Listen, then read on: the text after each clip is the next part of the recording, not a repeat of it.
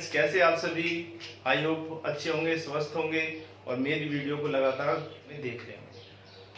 अब dear students, कल तक हमने बात कर ली थी लेक्चर फर्स्ट में जो मैटर होते हैं उसकी क्लासिफिकेशन के बारे में। एक चार्ट आपने उतारा होगा, यूनिवर्स था, सिस्टम सराउंडिंग में डिवाइड किया गया, सिस्टम मैटर एनर्जी में डिवाइड कर दिया गया, फिर मैटर को फिजिकल केमिकल क्लासिफिकेशन में डिवाइड कर दिया गया।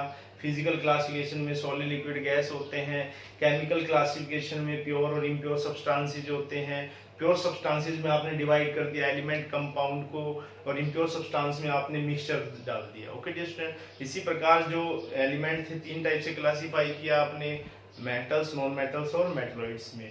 इसी प्रकार आपने जो आपका कंपाउंड था उसको डिवाइड कर दिया टू में, इनऑर्गेनिक एंड ऑर्गेनिक के अंदर। इसी प्रकार मिक्सचर जो था उसको दो में डिवाइड किया आपने, होमोजेनियस और हेटेरोजेनियस मिक्सचर में। ओके डियर स्टूडेंट, अब चलते हैं आगे, देखते हैं आगे। Now we will discuss about physical classification of matter. Dear student, जो आपका फिजिकल क्लासिफिकेशन होता है मैटर का, वो फिजिकल स्टेट के बेसिस पे होता है। ओके डियर स्टूडेंट, तो on the basis of physical state जो आपका मैटर होता है classified into matter classified into three types. Three types में क्लासिफाई कर दिया गया, which is solid, liquid and gas. Solid, liquid and gas one by इनको हम डील करने वाले हैं। सबसे पहले आता है आपका डियर स्टूडेंट सॉलिड। तो आप पढ़ते आए हैं छोटी क्लास से ही, 8th 9th में पढ़े थे आपने सारे। सॉलिड्स होते क्या है डियर स्टूडेंट? सॉलिड्स वो टाइप होती है मैटर की जिसका डेफिनेट शेप होता है, डेफिनेट साइज होता है, डेफिनेट वॉल्यूम होता है। ओके डियर स्टूडेंट, जिसका क्या होता है? डेफिनेट फिक्स होता है, शेप, साइज एंड वॉल्यूम। जैसे आप देख पा रहे हैं ये जो ब्लैक बोर्ड नजर आ रहा है, जिस वॉल के ऊपर ये है, तो डियर स्टूडेंट एक बात बताएं, चाहे वॉल ना लेके तो आप इस ब्लैक बोर्ड की बात कर सकते हैं। ये ब्लैक बोर्ड है, इसका डेफिनेट शेप है, डेफिनेट साइज और डेफिनेट वॉल्यूम है। ये तो नहीं होगा ना कि कल मैं आके यहाँ पे आपको लेक्चर दूं, दोबारा आके क्या इसकी पोजीशन चेंज हो जाए अपने आप? नहीं हो सकती ना। इतना ही शेप होगा, इतना ही साइज और इतना ही वॉल्यूम होगा, क्योंकि ये क्या है आपका फिक्स है। तो फिक्स है तो क्या है? डेफिनेट है। तो ये क्या है? एक सॉलिड है, क्योंकि इसमें एक प्रॉपर्टी होती है डियर स्टूडेंट्स, जिसकी वजह से इनके कांस्टेंट पार्टिकल्स होते हैं, फिक्स होते हैं। उस प्रॉपर्टी को बोलते हैं रिजिडिटी। क्या बोलते हैं डियर स्टूडेंट? रिजिडिटी, कठोरता।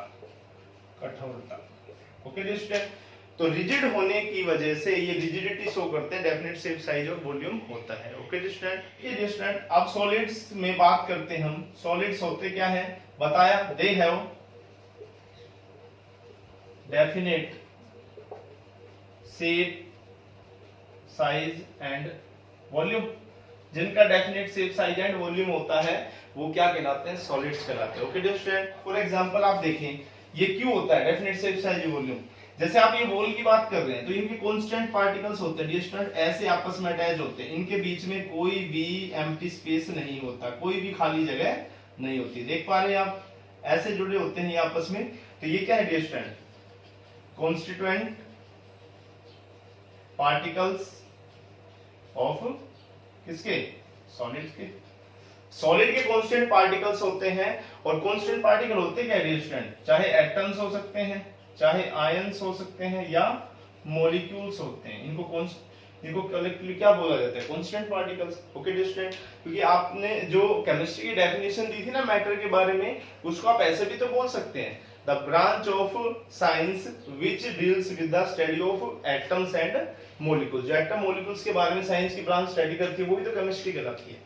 अब एटम्स, आयन, मॉलिक्यूल्स, इनके कांस्टेंट पार्टिकल्स क्या देख पा रहे हैं डियर स्टूडेंट? क्लोजली पैक है, क्लोजली पैक्ड है। तो इसका मतलब क्या है? इनके बीच में कोई एम्प्टी स्पेस नहीं है, there is no empty space left in between their constant particles. Constant particles के बीच में कोई एम्प्टी स्पेस नहीं है, कोई खाली जगह नहीं है।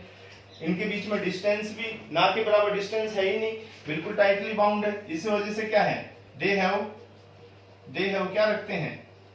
Strong intermolecular molecular forces of attraction, forces of attraction, इनके बीच में फोर्स ऑफ अट्रैक्शन बहुत ज्यादा स्ट्रॉन्ग है, जिसकी वजह से क्या होगा, दे हैव हाई डेंसिटी, इनकी डेंसिटी बहुत ज्यादा होगी। तो डेंसिटी क्या होती है डियर, मास बाय वॉल्यूम, और मास जितना ज्यादा होगा उतना डेंसिटी ज्यादा होगा, वॉल्यूम उतना कम होगा। Okay dear student. इसी प्रकार बात की जाए, they have high melting point as well as boiling point, इनका मेल्टिंग बॉइलिंग पॉइंट बहुत ज्यादा हाई होगा, डेंसिटी ज्यादा होगी, फोर्स ऑफ अट्रैक्शन स्ट्रॉन्ग होगा। दे आर, ये दबेंगे नहीं क्योंकि कांस्टेंट पार्टिकल्स, इनके कांस्टेंट पार्टिकल्स क्या है, बिल्कुल क्लोजली पैक्ड है, डेफिनेट शेप साइज और वॉल्यूम होने की वजह से। They are incompressible, compressible in nature, ये दबते नहीं है क्योंकि ये क्या शो करते हैं, रिजिडिटी, रिजिडिटी मतलब कठोरता शो करते हैं। Okay dear student, I hope clear हुआ होगा। और बताओ क्या बोल सकते हैं, एग्जांपल्स ले लीजिए इसके। एग्जांपल जैसे पेन हो गया, स्टोन हो गया, पेबल्स हो गया, और भी ले सकते हैं आप, ब्रिक ले सकते हैं, ईंट ले सकते हो, जो भी चीज आपको नजर आ रही है आपके सराउंड, उस चीज को आप देख के पता लगा सकते हैं जी सॉलिड है। Okay dear student. और ले सकते हैं आप, चेयर ले सकते हैं, ओके डियर स्टूडेंट, टेबल ले सकते हैं, चौक ले सकते हैं, ये सारी चीजें क्या है डियर स्टूडेंट, ये सारी चीजें क्या है, सॉलिड है। आई होप आपका क्लियर होगा सॉलिड के बारे में सारी चीजें। अब हम बात करते हैं लिक्विड्स के बारे में, इसका स्क्रीनशॉट ले लीजिए। देखिए डियर स्टूडेंट, सॉलिड्स के बाद अब बात करने वाले हम लिक्विड्स के बारे में। लिक्विड्स डियर स्टूडेंट, लिक्विड्स होते क्या हैं, लिक्विड्स भी तो फिजिकल क्लासिफिकेशन है मैटर की, जिसके अंदर हम बात करते हैं definite, they have definite volume only, volume only, जिनका डेफिनेट वॉल्यूम होता है और shape size according to the container, जिस बर्तन में आप डालते हैं उसके अकॉर्डिंग वो ढाल लेता है, अपने आप को ऑक्यूपाई कर लेता है। फॉर एग्जांपल मैं बात करने वाला हूं डियर स्टूडेंट, अब देखना, मान लो एक आपने बीकर लिया हुआ है, एक आपने कप लिया हुआ है, एक आपने बाउल लिया हुआ है, प्याला। अब इन सभी के अंदर देखो डियर स्टूडेंट, आपको पानी नजर आएगा, मैं पानी डाल रहा हूं इसके अंदर, इस मान लो 100 जो आपका क्या है ml वाटर, यहां पे भी क्या है डियर स्टूडेंट 100 ml वाटर, यहां पे भी मैं क्या डाल रहा हूं 100 ml वाटर। तो डियर स्टूडेंट आप एक चीज देखें, तो इन तीनों के अंदर क्या है, आपका 100 ml क्या है वाटर, तो यहाँ पे फिक्स क्या है, वॉल्यूम आपका फिक्स है, वॉल्यूम लीटर या मिलीलीटर में लेते हैं, तो यहाँ पे वॉल्यूम क्या है डियर स्टूडेंट, वॉल्यूम फिक्स है, वॉल्यूम फिक्स मतलब डेफिनेट है। लेकिन shape size according to container, container जिस बर्तन में आप लिक्विड को डाल रहे हो उस टाइप की शेप उसने ऑक्यूपाई कर ली। अब यहाँ पे देख रहे हो ऐसा शेप और साइज है इस कांच के गिलास का, तो ऐसा ही क्या होगा, लिक्विड ऐसे ही दिखेगा आपको। इसी प्रकार ये आप कप नजर आ रहा है, ऐसा शेप साइज है तो ऐसा नजर आएगा, और ये आपका बाउल है, इसके अंदर क्या होगा, आपका लिक्विड इस टाइप से नजर आएगा, इसके शेप साइज के अकॉर्डिंग वो ढल जाएगा। ओके डियर स्टूडेंट, तो आप इसमें देख पाएंगे वॉल्यूम डेफिनेट है, लेकिन shape size according to the container liquid अपना चेंज कर लेता है। ओके डियर स्टूडेंट, तो डेफिनेशन क्या हुई, they have definite shape, definite volume only but do not have definite shape and size. Okay dear student, अब इसके जो समझिए आप, जैसे कांस्टेंट पार्टिकल की बात की जाए तो सॉलिड्स के जो टाइटली बाउंड थे, एक दूसरे से अटैच थे, लिक्विड के अंदर थोड़ा सा एम्प्टी स्पेस होता है उनके कांस्टेंट पार्टिकल्स के बीच में, स्लाइटली उनके बीच में क्या होता है, थोड़ा सा स्पेस होता है, एम्प्टी स्पेस। तो ये क्या है dear student, empty space, empty space, खाली जगह नजर आ रही है, और ये सारे क्या हैं, कॉन्स्टिट्यूएंट पार्टिकल्स है, किसके डियर स्टूडेंट, ऑफ किसके, लिक्विड्स के।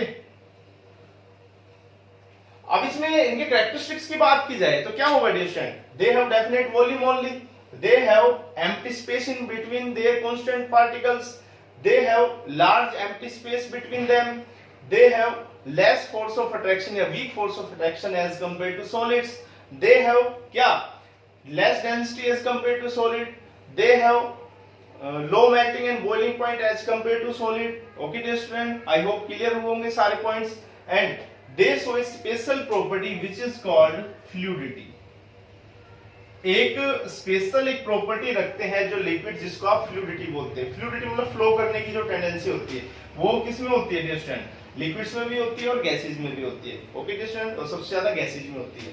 तो फ्लूइडिटी होती है जो टेंडेंसी होती है लिक्विड की फ्लो करने की। रिजिडिटी होती है जो रिमेन क्या है, अपनी पोजीशन पे फिक्स रहते हैं, रिटेन बने रहते हैं, वो आपकी सॉलिड की प्रॉपर्टी होती थी जिसको रिजिडिटी बोल रहे थे। आई होप क्लियर हुए होंगे पॉइंट सारे, लिखने की आवश्यकता नहीं, आप समझ पा रहे हैं, सारे बुक से आप कंसल्ट कर सकते हैं। अब बात करेंगे गैसेज की। देखो डियर स्टूडेंट,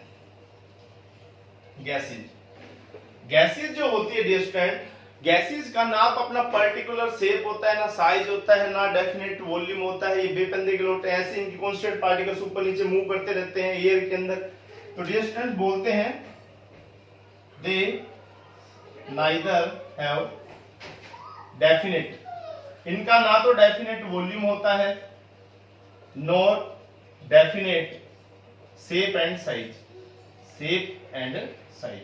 ना इनका डेफिनेट शेप होता है, साइज, ना डेफिनेट वॉल्यूम होता है, कुछ भी डेफिनेट नहीं होता, कोई भी फिक्स नहीं होता इनका। ओके डियर स्टूडेंट, तो अगर बात की जाए, आप देख पा रहे हैं यहाँ पे, तो गैसेस का पार्टिकल, कांस्टेंट पार्टिकल की बात करें, एक यहाँ पड़ा हुआ है, एक यहाँ पड़ा हुआ है, एक यहाँ पे है, एक यहाँ पे है, एक यहाँ पे, एक यहाँ पे, पता नहीं कहाँ कहाँ प्रेजेंट होते हैं एयर के अंदर, एटमॉस्फेयर में। तो बोला जाता है इनके जो पार्टिकल्स होते हैं, कांस्टेंट पार्टिकल्स, उसके बीच में लार्ज एम्प्टी स्पेस होता है। देख पा रहे हैं आप, देखो कितना ज्यादा स्पेस है, ये क्या है, लार्ज एम्प्टी स्पेस। एम्प्टी मतलब खाली होता है, खाली जगह है।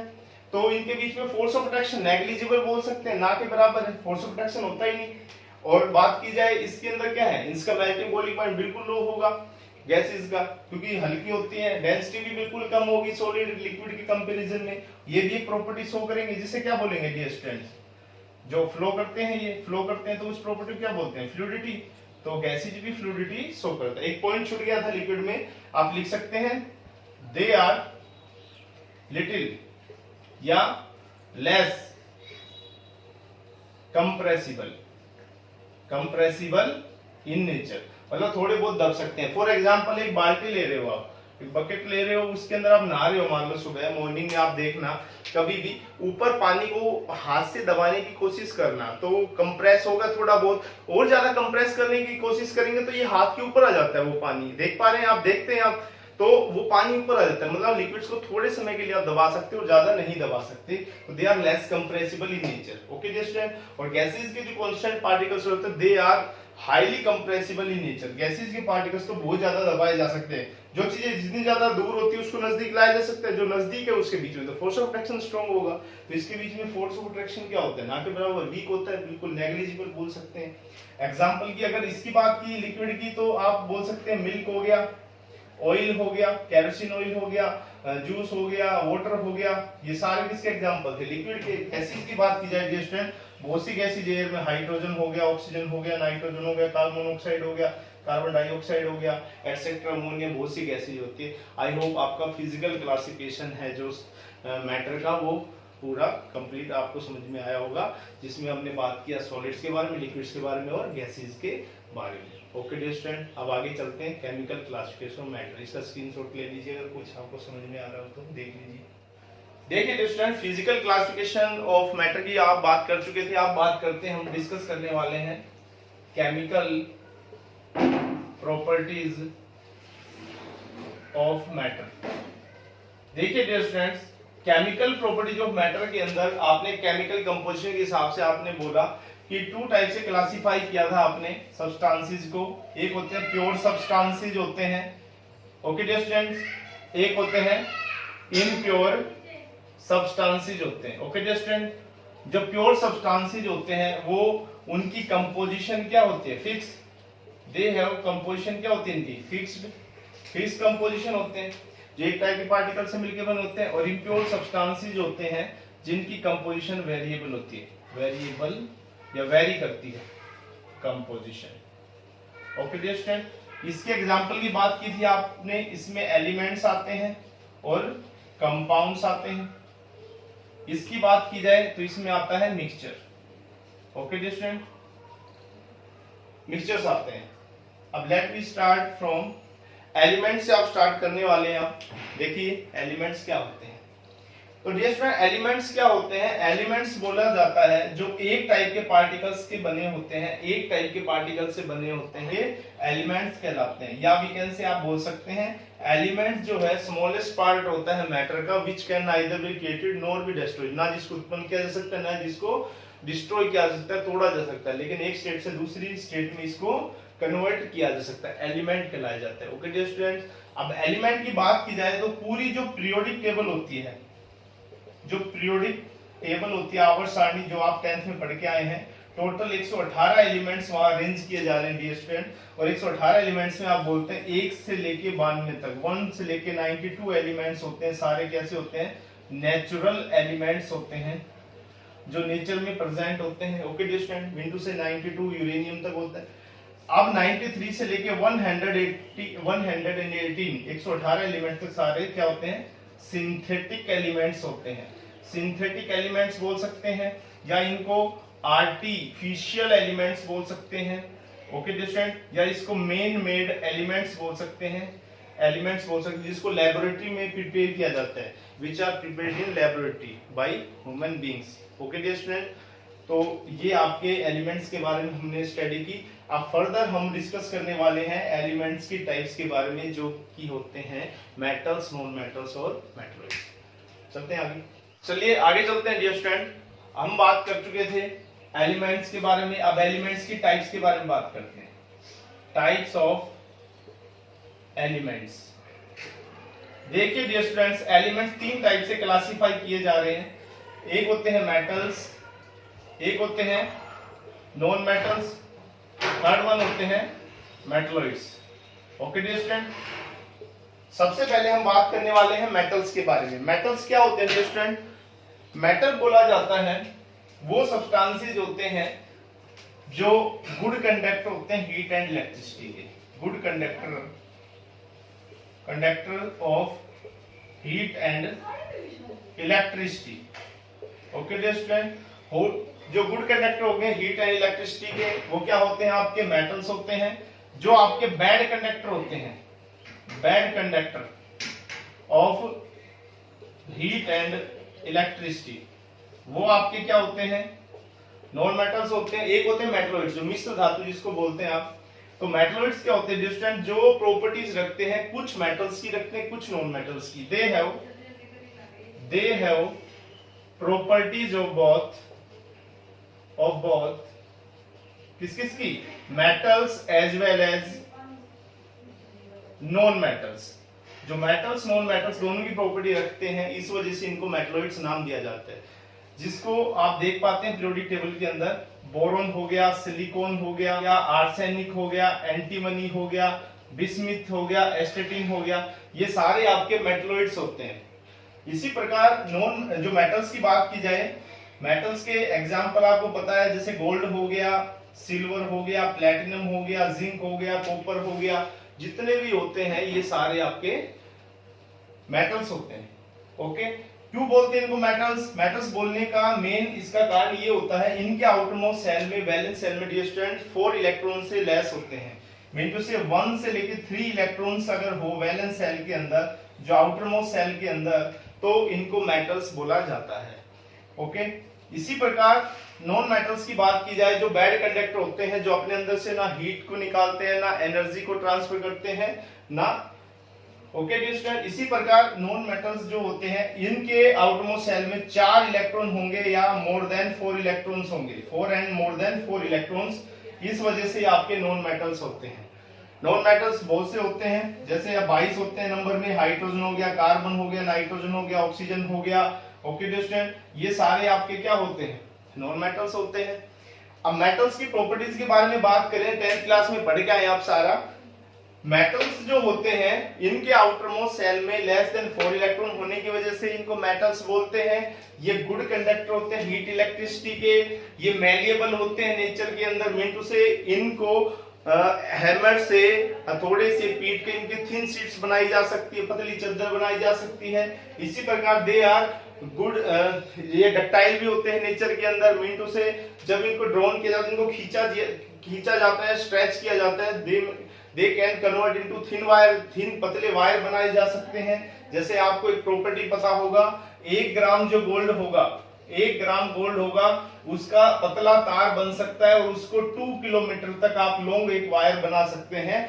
ओके, तो ये सबसे बड़ी प्रॉपर्टी होती है गोल्ड की, ठीक है।